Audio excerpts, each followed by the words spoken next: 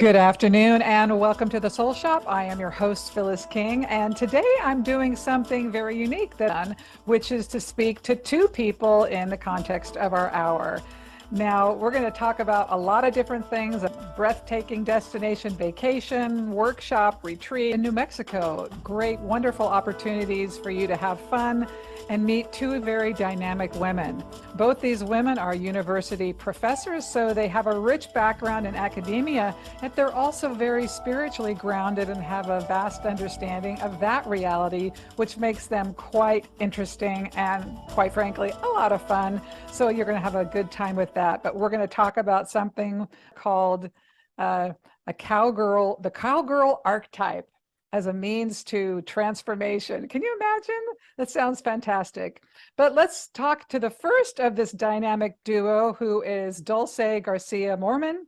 And then shortly thereafter, we'll be speaking to Jan Wakefield. All right, welcome to the show, Dulce. Thank you so much for being here. Thank you for having me. My goodness, I always love it when people cross my path that are surprises, because a lot of people seek me out, or I'm commissioned to interview for various people. And we just kind of found each other in this really lovely way. And I'd never heard of you or Jan, and you guys are amazing. How could you have slipped under the radar is what I want to know. Everything in life is timing, and I think we're ready when we're ready. For me, this whole journey in my horse work has been a long and interesting one, and a very gritty one. From a cowgirl perspective, I've bitten the dust and had to get back up on the saddle a few times. I love that. So, I'm now at a point in my life where I, recently took early retirement. I have a really good situation coming back to New Mexico, a wonderful husband who's really supporting me in this work. So the time is just right. Well, I love that. Well, let me tell the audience, and by the way, you should know, folks, Dulce and her counterpart, Jan, will be featured in Eden magazine as well. So let me just get my glasses on so I can talk about this a bit. Your doctorate is in transformative studies, and your research includes experiential learning, second order cybernetics, biosemiotics. But this is really the fun part to me: interspecies communication and the transformative potential of the horse-human relationship, parentheses, and of human, non-human others in general. How could you not love that whole idea of non-human others in general? And of course, this is just a tiny blip about you, but give us a little insight to, you don't have to start with I was born on, but when your love of animals and non-human others, where did that come from? How did you get into this work? What's the story there? Well, I was born in Cuba. I was born in the middle of the Cuban Revolution. Oh my goodness. And I lived in a very rural setting in Cuba. And, my family was always into cattle ranching and horses. It was just part of my life. Growing up, especially with my dad, I would ride a lot. And then when I was 9, we came to the US as political refugees. So we were pretty flat broke, and no more horses for me for a long time. So I reconnected with horses when I was in my late 20s. I had a good career, I was making money. I could then oh yes, I can pursue this now. But I had a very lovely, amazing, but very busy corporate career with Motorola. And I would go into the barn on the weekends or in the evenings when I could and take a lesson or lease a horse here and there. So I got back into horses in that very doing sort of way. I'm going to take a lesson, I'm going to ride this horse around. And that was it. So my life sounds pretty typical, pretty normal. I'm not that you're not normal, but I'm saying what most people would consider a typical experience. It is. It just became atypical.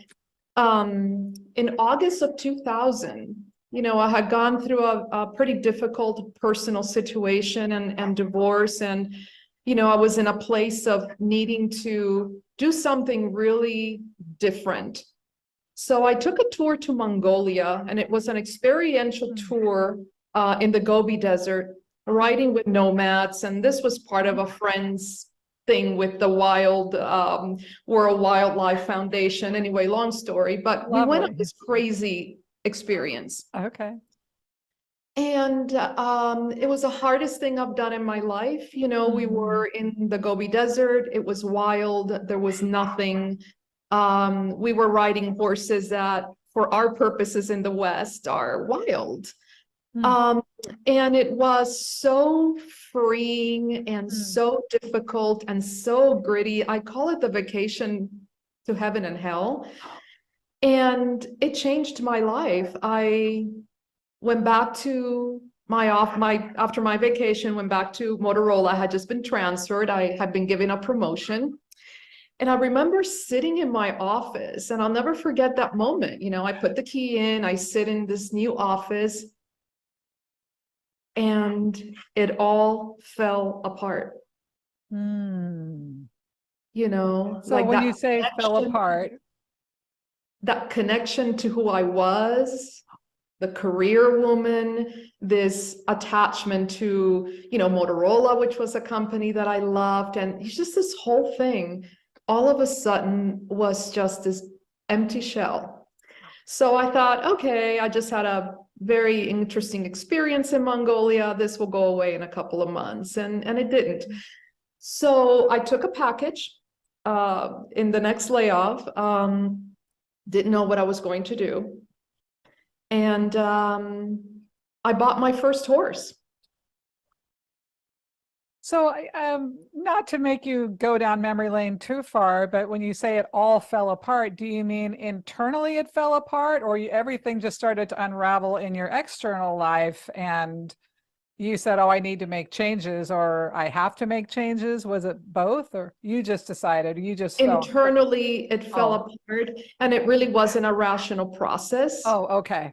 It was just a very spontaneous process. All right. So then you got your first horse, and I got my first horse, noble horse. And, you know, I had been around horses all my life, but I never had my own horse that I had to feed, that I have to nurture, that I had to train, you know. So I started spending a lot of time with him. You know, I was not working. And I started communicating with this horse in a way that really shocked me. And you know, just a lot of experiences where I saw horse for the first time in such a different way, and it was very mystical and very spiritual. And we were having these conversations, and at some point I thought, is this happening to anybody else in the world? You know, am I crazy, or is this a thing? No. And that's when I started researching, and I came across my mentor's work. Her name is Linda Kohanov. She's kind of a pioneer in the, you know, the world of equine assisted learning. And I read her book, her first book, The Tao of Equus. And I contacted her, and lo and behold, she put me on wait list for this apprenticeship. So I apprenticed with Linda for a couple of years and started doing my own clinics and my own work with this in 2005. Okay. Yeah. Interesting. Wow. Okay. So, and I think you have an apprenticeship program as well, which we'll talk about momentarily, but let's do a little background for all of us, myself included, because, and I do want to mention here, I just began to read the first 40 pages of it, but you have a dissertation called Intelligent Horses, a Cyber Semiotic. That word is really difficult for me. Intelligent horses, it's a perspective, okay? I was fascinated to know that 1500 BCE, that's when horses were first domesticated that we know of. Is that correct? Yes, and that's debated, you know, okay, among different researchers, but we know that at some point a really long time ago, someone decided to get on top of a horse and really change the course of human history, because that actually coincides according to some other research I've read from this really interesting researcher in this topic, it kind of coincided with the time in history where we were getting rid of matriarchal societies, were kind of dying out. And okay. then comes the horse, and then came the men on top of the horse, and the world began to be, to be conquered. So it really shifted, I think the history of humanity as we know it, Well, and I think what I kept finding interesting was it's kind of a way we've taken them for granted, but at the same time we've elevated them. The horses, and they're noble, but in other ways we've taken them for granted, and how we use them in so many different ways. And it was kind of stark when I'm looking at, there's the reverence as the adoration, but we use them as service, we use them as entertainment and the rodeos and things like that, but not really quite understanding what intelligent creatures they are and how we can communicate with them, especially non-verbally. I know that's kind of a multiple-pronged question, but that was surprising to me, just how long that's been going on. Yes. The horse has been a tool, and there's really nothing wrong with that, because, in my grandmother's age, that was transportation. There's Right. the reality of life, and, they were work partners. But and I think that, thank God, we're no longer doing warfare on horseback, and they're no longer beasts of burden. And today it's mostly entertainment and pleasure riding. There's a whole entertainment industry around it. But there's also, in the last 2 decades, this whole field of equine assisted learning, experiential learning, where people are seeing the value of nature, and horses, part of that paradigm, in learning and in reconnecting us to something that modern society has just disconnected us from. And is this in Western culture, or is this around the globe? I think this is pretty much, around the globe. Oh, okay. Well, something we talk about here, I mean, this is sort of the premise of your work too, that we've spoken about before, is that learning to relate and communicate, and that's what we want to talk more about, what that communicate really is integral to our own well-being on the planet. It is. And I think it goes back to that moment when I started communicating with Noble, and I knew that I was having a conversation, and that it wasn't, and it was very meaningful, and it made a lot of sense. And it was able to guide me in certain ways where, I could see that there was a logic there that we just can't decipher, because, we base everything on language. That's, right. But then when I got introduced to the work of the professor who mentored me in this dissertation process, I realized that there's this whole way of looking at communication, which is not through language, but through languaging, right? And horses language, all living beings language. So if we're able to, get away from the idea that all of it happens through words, then, we can sort of meet in this other space. It's a nonverbal space. Yes. And actually, the research shows that probably 80% of communication, even spoken communication, is nonverbal anyway. But we meet in this nonverbal space where, we have to be really in tune with our bodies.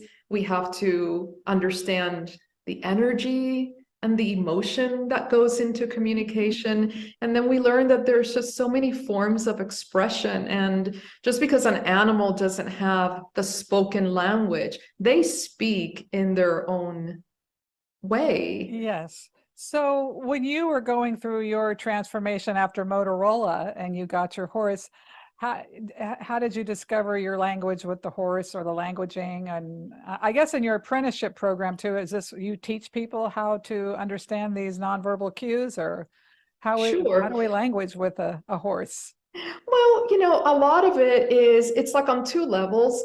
I think the really successful, when you look at the really successful horse trainers, especially in the natural horsemanship movement, which is about, doing things in a compassionate, gentle way that makes sense to the horse in their world and their wildness. A lot of it is just really observing, how do horses behave in the wild when they're in a herd family situation? They're very social animals, very relationship oriented. How is it that they relate? And then you sort of you have to sort of get into that world and learn to communicate in a way that makes sense to them. Yes, So that's it's interesting. possible. Well, clearly, and I know equine therapy is becoming more and more available and prevalent. But you said in your dissertation that horses are highly attuned to humans' emotional state. I was kind of surprised by that. I don't know. I don't know. I know that animals perceive differently than we do, and they have different languaging, but what does that mean for us and how we should be interacting with them? Well, they have an amazing prey mechanism because they've been evolving for actually millions of years. When you go back to the evolution of the horse, it's millions of years. And so their prey mechanism is really refined. It's almost like a biofeedback machine, and they're big and they have that big heart and belly space, right? Mhm. So they have, if you're in a herd and there's a mountain lion 2 miles away, you have to be able to detect pretty much in a nanosecond, right? That herd leader, usually a mare, has to be able to detect whether that mountain lion is on the prowl, is he hunting, or did he just eat and he's just, walking it out. So they have this amazing capacity to, I mean, their evolution, they're wired by evolution to detect, Mhm.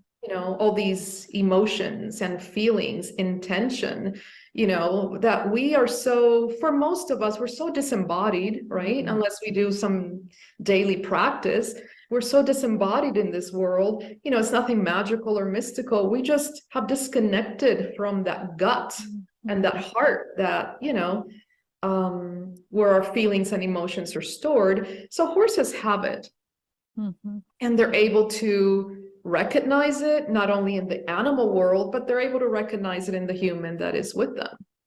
Is that why, is this in part why equine therapy is helpful for children and adults as well, that they're forced to get in touch with their feelings? Or, I mean, how does that work? Or is that part of your work at all? I mean, I guess it is equine therapy. Oh, it is. And I do a lot of education and I do a lot of work with how emotion is stored in the body, embodiment practices to be able to identify those emotions. And, we've been so conditioned to think that emotions are like negative. And, emotions are not negative, positive. They're just information. That's how Mm. horses use it, right? Oh, okay. And and so when we're in the presence of horses, we're forced, I think, sooner or later to be authentic because they react to when they see something that feels incongruent. Mm. So if I'm with that horse and, I'm trying to be brave and creative and I got this, but somewhere there's a reservation or a tension or an apprehension or a fear, they'll catch that. And then, this thing I'm seeing is not congruent with what I'm feeling. And they sooner or later will force us into more coherence with Interesting. ourselves. Right. It's fascinating. Um, so at this point, in terms of responsibility towards these animals, What are we doing right, and what do we still have to work on in terms of our relationship to not only horses but all animals? Because I do notice I stalked your Facebook page a little bit, and there's lots of animals on there, not just horses.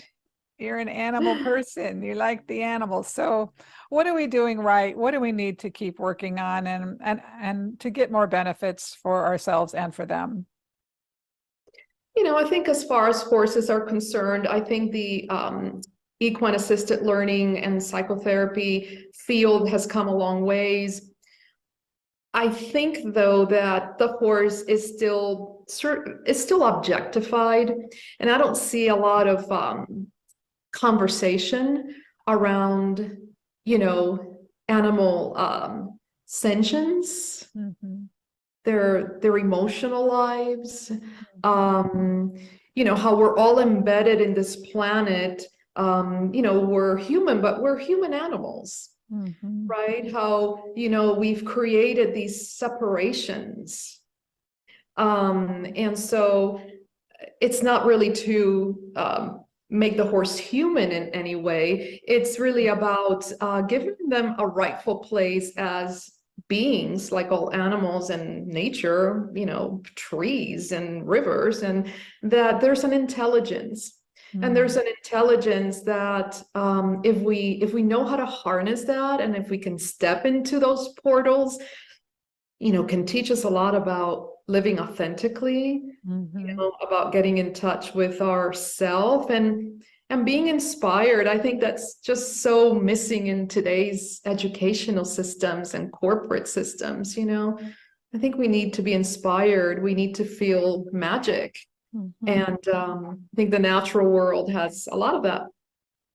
Well, and I think you talked about that we live in a time where people are not embodied, that we're not really, we're connected to technology and other things, and we don't process our own emotional dramas that well. And it's a challenge just to relate to ourselves, let alone to creatures that are around us. Are you optimistic for this progression in our culture, for things to improve? What do you think about that? I am, because I think that there's a lot of good work going on in the world. It's not what we get in social media. It's not what we get in the, evening news or, but I think there is a lot of work. And if we can just do what we can to impact one person here and one person there, in our own way, we're doing. There's a lot of good work being done. It's not the work that's visible. It's not the work that's on the evening news, but I do feel hopeful. Good, good. I'm glad to hear that since you are schooled in this area. So tell us about your practice. Let's hear about what you offer people. And if we're going to be talking to Jan shortly here about these incredible, oh my gosh, the Bali destination, the New Mexico Cowgirls Guide to Emotional Fitness, which looks just unbelievably fantastic. Oh my goodness, such great opportunities. But what happens in your practice and your apprenticeship program? What goes on there? Well, a typical workshop will be about 4 or 5 days, and we set up course activities for people. I always start off with activities that get us out of the doing mode and into the being mode. Nice. So we devote some time initially to reflective work with the horses. Oh, okay. Yeah, so it's not about moving them around or making sure that they jump over this log. It's a very different space. And when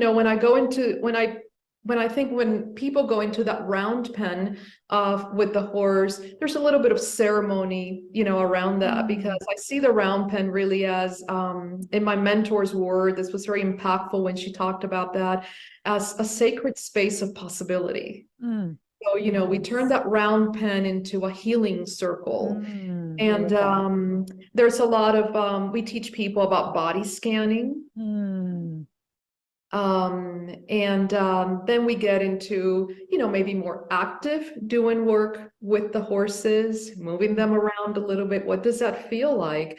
How do you have to sort of reinvent yourself to talk to Mm. this creature that doesn't know English, right? Mm-hmm. So people start using their body more. They see how their energy, their emotional state impacts this whole thing. You know, if they're frozen with fear or insecurity, that horse isn't going to move. So we work through that. Mm. You know, a lot of, breathing work, identifying where that, apprehension or that sensation is. And sometimes, I know it's unbelievable, but sometimes when you can identify that and learn to move it, Mm-hmm. here's my fear. Mm. And, let me acknowledge it and let me breathe and let me move it. The horse will just start to move, Mm. right? So Amazing. there's Wow. there's that biofeedback almost. Oh, isn't that something? Amazing. Yeah, so, and we do movement and we do a little bit of yoga, just Oh. things that help to integrate the work and Mhm. see how our bodies and our emotions shift, Mhm. throughout those 4 or 5 days, because nothing stays the same. And so, what exactly is your apprenticeship program? What is that about?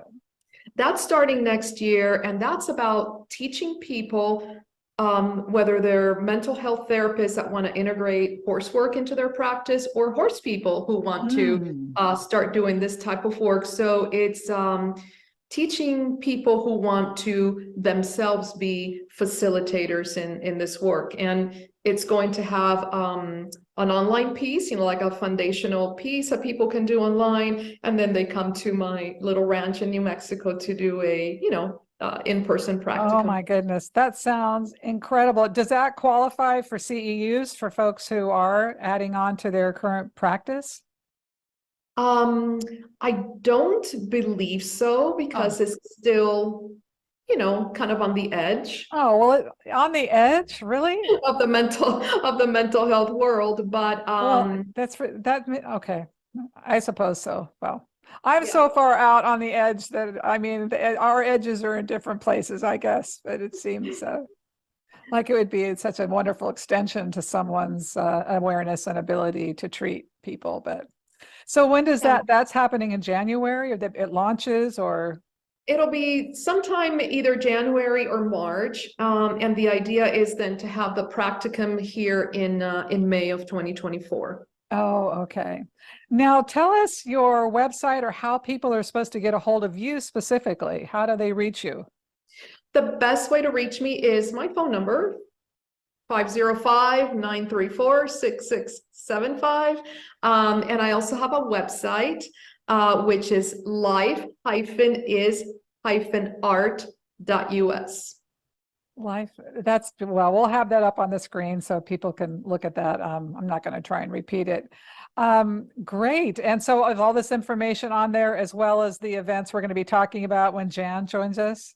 Yes, everything is on the website, and there's ways to contact us either through messaging or phone, Good. however people want to do that. Well, what else should we cover in our time together that I didn't think to ask or that you feel is relevant to people who are interested in this topic or just in general? Um, I think that um, my life's work is really about transformation. I just have such a curiosity, about life and how things work, and have always been never understood since I was a little child these distinctions between the animal, the natural world, and us. Like, I never understood those separations. Mm-hmm. And I just urge people to think about nature as a teacher, to think about horses as very special teachers. When you look at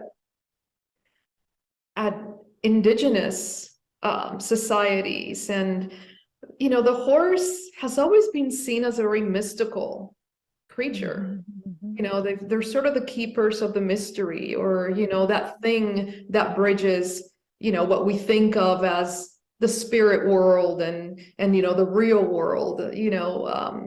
Even the three horses of the apocalypse in the Bible, or many ancient cultures that really um, uh, took to the horse as a vehicle into the spirit world. So we're living in difficult times, socially, financial uncertainty, COVID, and all the iterations of COVID. Politically, it's a difficult climate, climate change, and all of the havoc that's wreaking, on our life. So there's all these stressors, coming at us, and now with social media and the internet, it's coming at us constantly.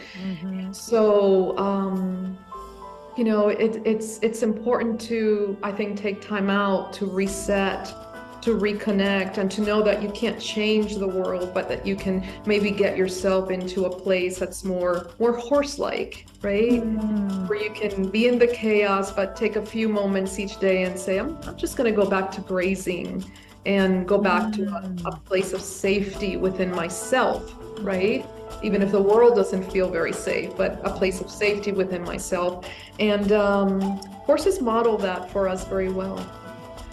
That is beautiful. I'm so appreciative of the work you're doing, and I'm really happy that you're coming out more so that people could understand the value, and you have so much to offer, and what you're doing is incredibly important. I'm just really appreciative of that.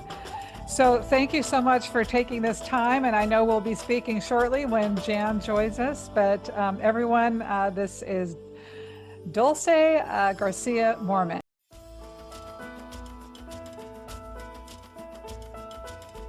So now we have the second half of our dynamic duo of our cowgirl contingent, the archetype, the cowgirl archetype. I know we want to learn more and more about that through the retreats and such we spoke about earlier with Dulce, but now we're going to be speaking with Jan Wakefield, the second half, and I'm just getting my glasses so I can adequately read your bio, but biofeedback hacker. We're going to learn what that is.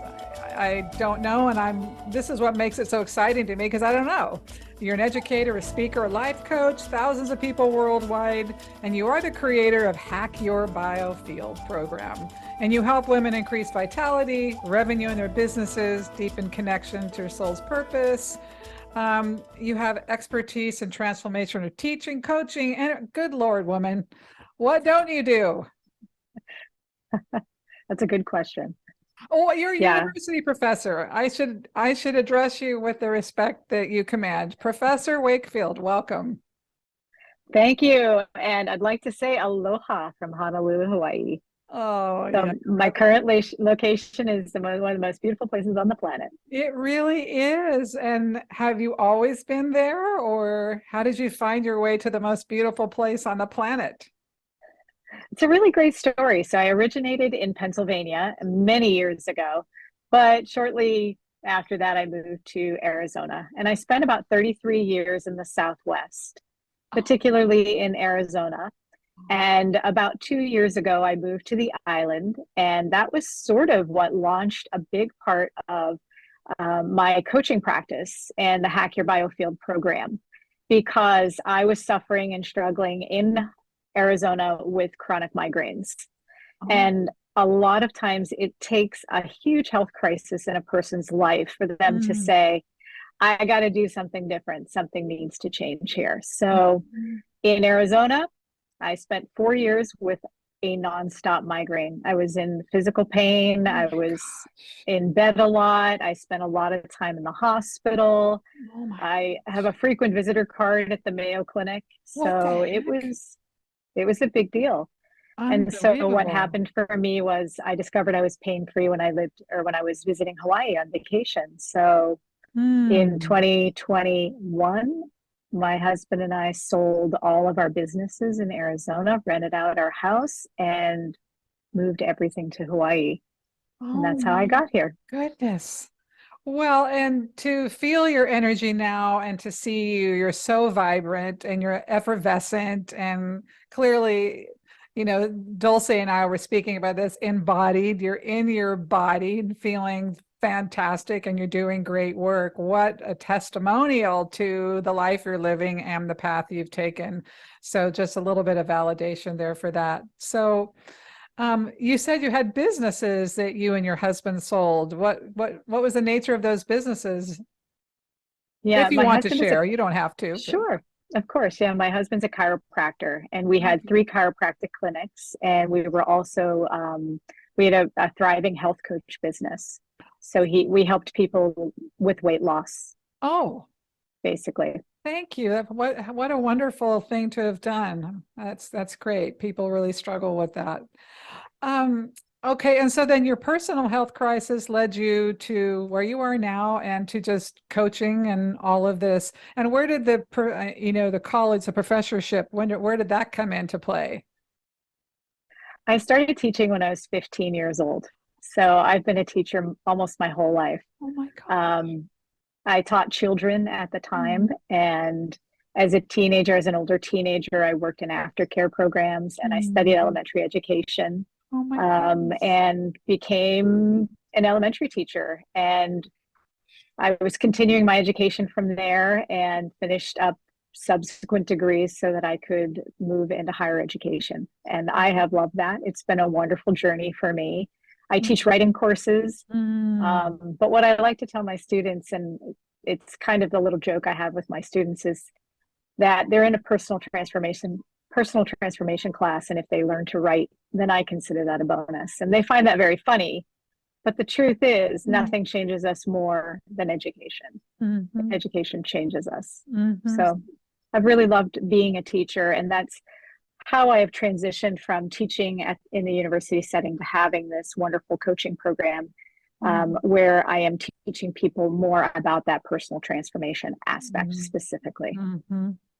I love that. And I love what you said, because one of the reasons I was so excited about you and your partner in crime is Dulce, is that I've never heard it said exactly the way you two say it. And I've heard some things. I've been in this business quite some time. So we tend to think we've been there, done that. But to your point, that education changes us. I feel a little bit changed just by knowing you guys and understanding a little bit more about how you deliver. It's like, oh, yes, that feels really good. It makes us feel good. So thank you. All right. So talk to us about biohack field. Talk to us about biofield. Call it what it actually is. To quit lettering I'm slaughtering it. What is it? How did this get developed? How does it serve us? What's the deal? Love it. Yes, the biofield is the energy field that surrounds the body. Okay. I learned about it in my energy medicine training. So I trained as a shaman about 20 years ago. And I worked with indigenous people from the Andes, and also my training program, mostly 100% of it took place here in the United States, mostly in California and Utah. And it was a wonderful way of experiencing my life from the perspective of having certain types of gifts. And I know you have similar gifts as well. So I've been I told that I have psychic abilities, and that I have gifts with reading cards. Divination of that type was certainly a part of my life and a part of my training. I took an entire course just on divination. But it was more understanding that energy field and how it impacts who we are, um, in the world, and how we present ourselves in the world. And the shaman perspective was fabulous. And from there, I did one-on-one sessions with people, but realized that was really not my passion, that I wanted to show people more about how to do it themselves, that we all inherently have this power to look into the energy world, even though it's unseen, and sense and perceive what's happening and why we have experiences in our lives based on the biofield. So that energy field that surrounds the body, it goes out the top of the head, around the physical body, about the width of the outstretched arms, down into the earth, and it circles back up through Mm, the spine and the central nervous system. mm, And what people don't realize is that energy field isn't just outside the body. It mm, is integrated in every single cell of our bodies. So that information, I like to say the biofield, that energy field that surrounds us, is the blueprint of every experience we have in our lives. Mm. So as a shaman, I realized people were coming to me for one item at a time. Oh my gosh, this trauma or that trauma, and would work one step at a time. And I thought, if we don't speed this up, it's going to take 400 years to work through every tiny little detail 1 hour at a time. Mm-hmm. So being the academic, I started doing the research and I started looking into, what does the science say about it? Because it's really evolved over the last 20 years. And what I discovered was the term biofield is what they use in science. And because our world is very science oriented, I started calling it the biofield to sort of bridge the gap between the woo world of the psychic, which I fully understand that language. I live there part of the time. And then the science world that says, okay, medicine is starting to acknowledge that the biofield does exist and that we do need to care for it just as much as we do our mental health or our physical health, because these three aspects of the human are integrated, and you can't have one without the other. So you can't just treat something on the physical without looking to see how it's impacting psychological. And then that one deeper layer that we know about, and I'd like the world to know more about, is the biofield. Wow. I love it. I completely understood what you said, and I love the way you said it. I haven't heard it that way, and I'm glad I understand how bio came to be. So this was the inception of your business, or it's not, it is a business, but it's your practice. It's my practice. And then how did you start talking to people about it, or how did it become thriving the way it is now? Yeah. So when I moved to Hawaii and I had been in pain for so long with migraine, I was working with healers who were helping me overcome just my pain and getting me through the day to day. I had, as I said, 11 doctors at various clinics around in the Southwest that I traveled to. In 1 year alone, I did over 550 acupuncture visits. It was literally minute to minute. I was holding myself together, trying to stay out of pain. Oh my goodness. Not to mention the mountain of medications. The allopathic route has been very helpful in my search for being pain-free.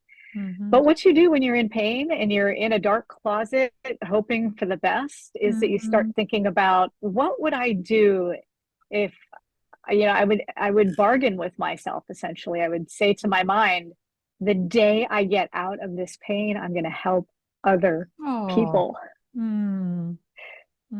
Because as a teacher, you're automatically helping other people.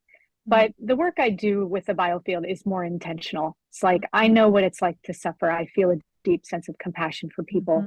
Whether they're having physical health issues, whether they're having a crisis of faith, whether they're having relationship problems.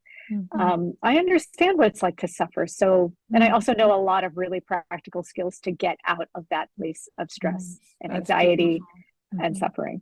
So I want to help other people find it too. I made a promise to myself in that dark closet of migraine suffering that when I was free of pain, blessed that I am today, that I would help others find their way to being pain-free, whether it's physical or some other type of pain. That's really beautiful. And so I know it's hard to put into 1, 2, 3. What were your answers? But 1, 2, 3, what were your answers?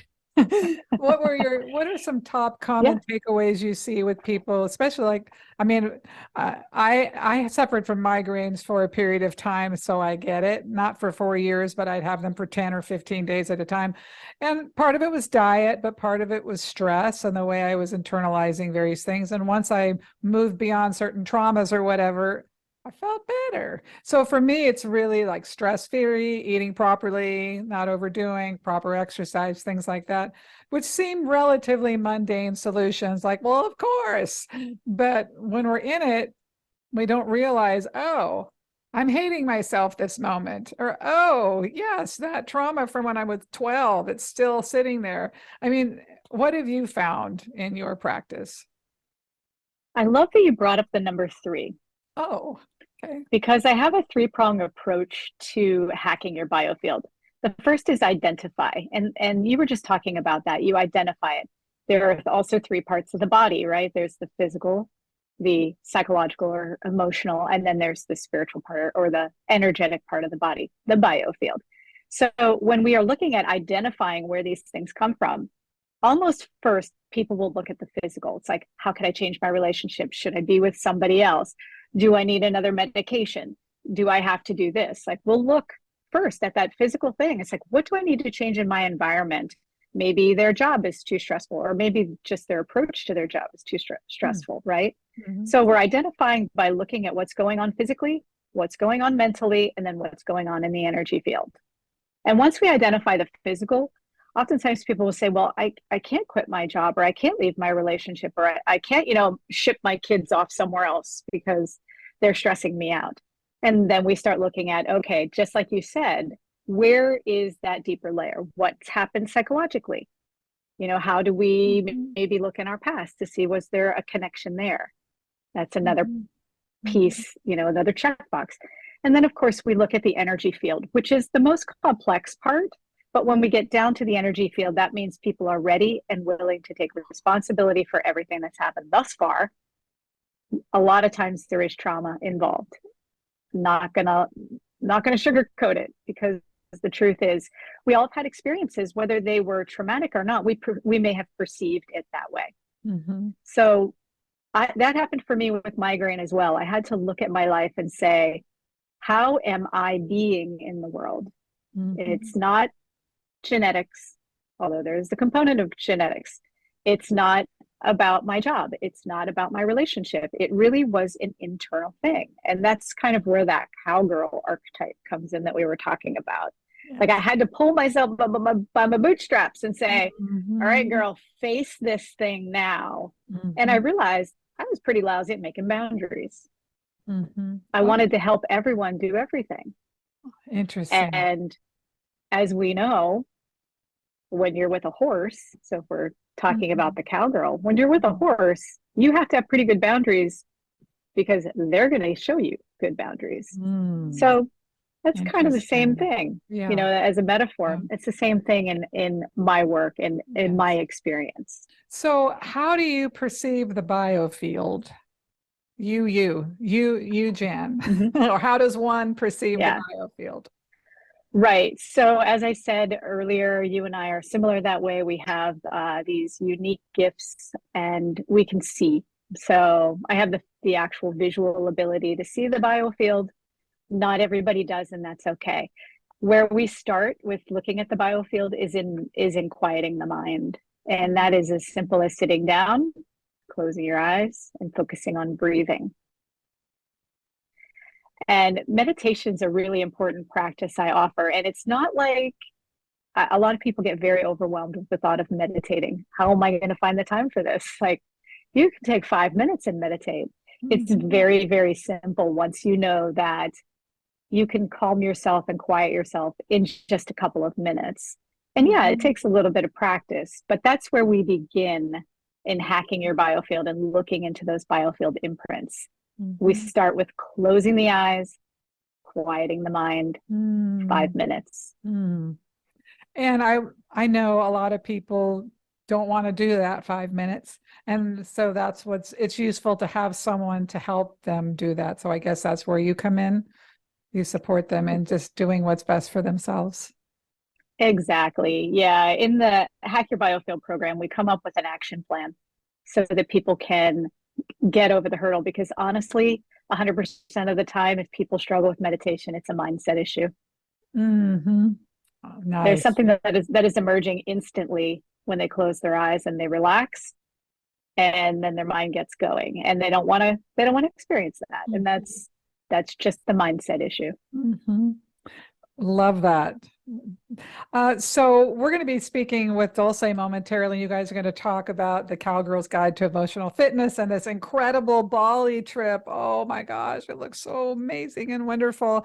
And you work in group pretty much primarily. Do you have a group program that is just for your biohack work? I'm sorry, I keep butchering the title. It's just amazing.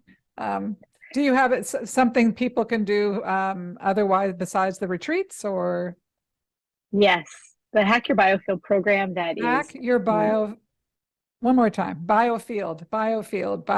Hack your biofield program. program, right? And biofield comes from biological field. Okay. Yeah, that's what the science calls it. It's a biological field that surrounds the body. Mm-hmm. And it's that energy that you can feel when you're in close Yes. contact with someone, Yes. especially Like, get loved out of my ones. space already. Okay. You're right. You're on the subway. Yes. That's why the one Yes. good part of COVID, 6 feet away, Mister. I'm kidding. Okay. So what goes on with the program? What do people get from that? Hack Your Biofield program includes 8 weeks of one-on-one coaching. So I meet with them Oh, once a week for an hour or more if needed. And this is what I'm saying. We help people work on that action plan so that they have me standing there with them saying, it's okay, we can do this together. You're not alone. You don't have to figure it out by yourself. mm-hmm. So the 8 weeks of coaching is paralleled with an 8 week online course where there's a module each week that aligns with what we're going to talk about and how we're going to get people on track. And it gives all the steps, simple steps in video format so people can know exactly what to do in order to hack your biofield. In addition to that, I have a private Facebook group where all the people who join the course can get together. I go live there once a week covering commonly asked questions and topics, and people can just throw all their questions in there and everyone's helping everyone out. Nice. So it's a nice community. Yeah, it sounds like it. So you are a little bit boots on the ground under certain circumstances. Yeah. I'm just using my cowgirl language, boots on the ground here. I'm trying to join the Exactly. cowgirl club. Okay. Well, what else do we need to know about you that we don't, or that you'd like to share with the listeners and readers? Because I've told people about your Eden Magazine feature. So what else would you like to share with us that I haven't touched on? So I'd love to share just a little bit about the Bali retreat. Yes, Is please. this a good time for that? Okay. Sure. So in Bali, it's one of the most exotic and feminine places on the planet. And what I find is that it's more focused, it's kind of like the tangled feminine, lots of jungle. And there are two things that make Bali amazing for a place for transformation. And I'm going to mention a little bit about that in a moment, but I have to talk Bali up just a minute. Aside from it being amazingly gorgeous, the jungle aspect, the ocean, the wonderful hospitality, the people, and their whole spiritual tradition, which is like no other place on the planet. It's like nothing any other country has.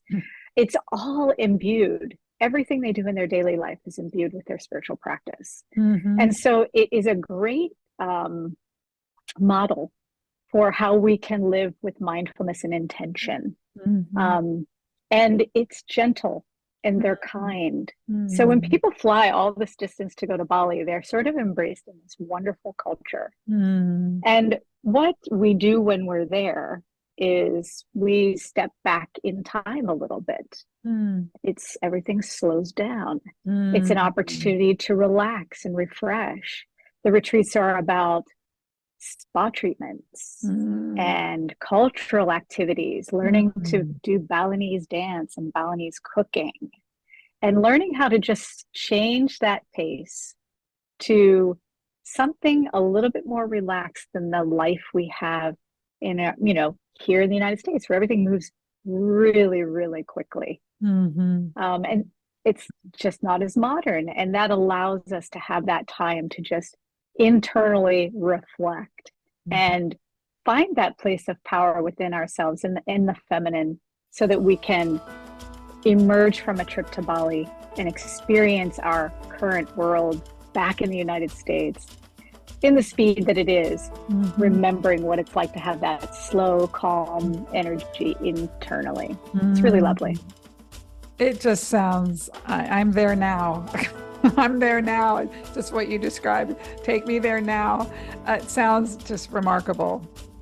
Well, we're going to invite your good friend fellow cowgirl, Dulce, to join us momentarily. But I want to thank you so much for taking the time to speak with me and share your gifts and talents on all your work you're doing in the world is so appreciative. And I know it's life-changing. So thank you so much for that. And thank you for being here. And I'll be talking with you momentarily. Thanks, Phyllis. I appreciate your time today.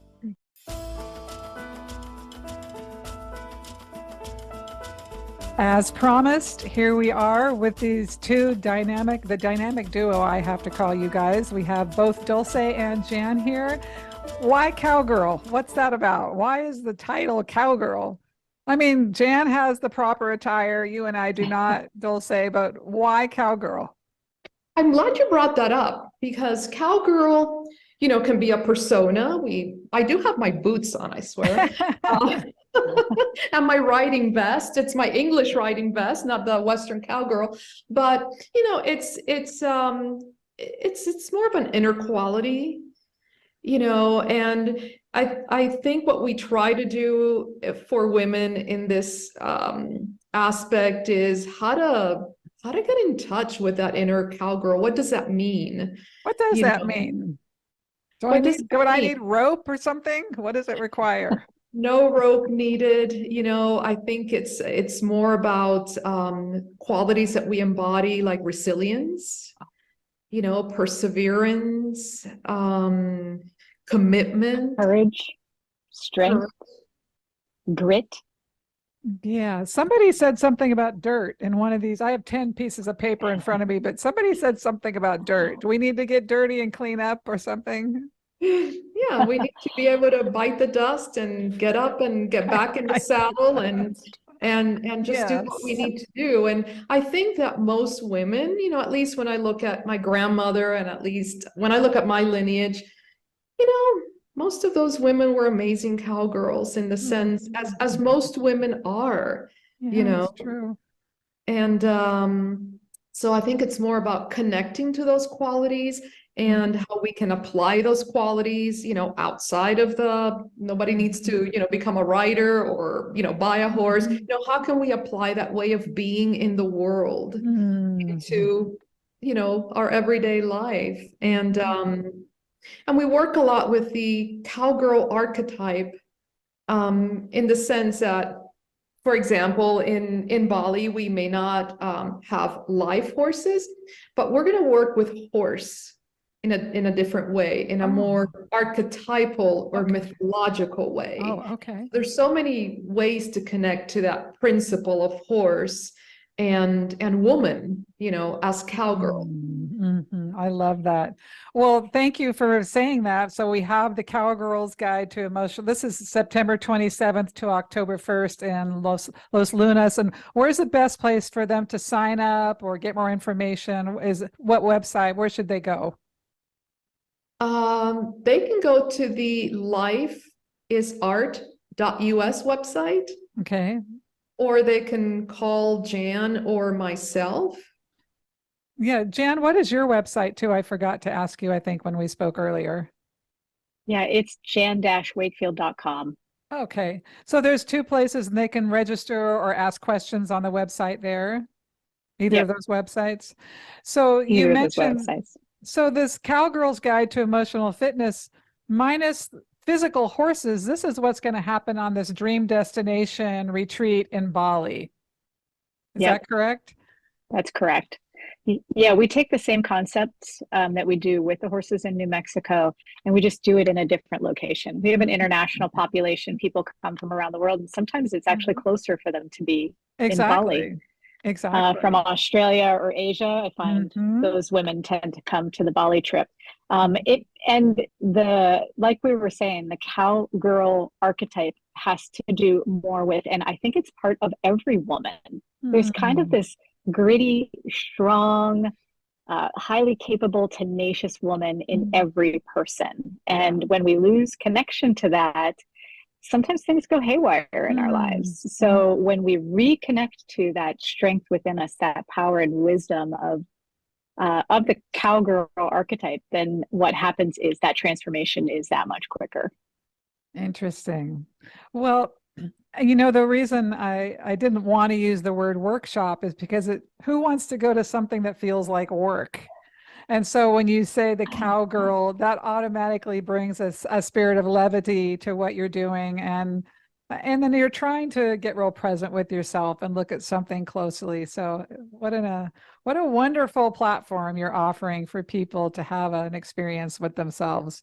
Um, what else do we need to know about these remarkable events other than that we need to sign up sooner than later? I'm assuming space is limited, or is how many people? I mean, you don't have to tell me exact numbers, but when is sooner better than later to sign up? What's the idea here?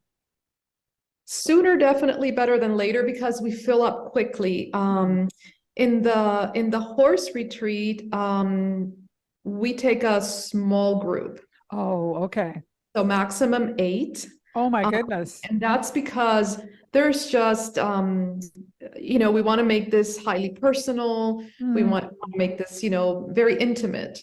So it is an intimate retreat.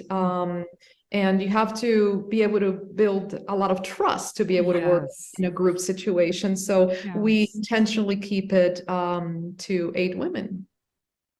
And I think in our one-on-one, Dulce, you said perhaps even mental health practitioners might want to come experience this.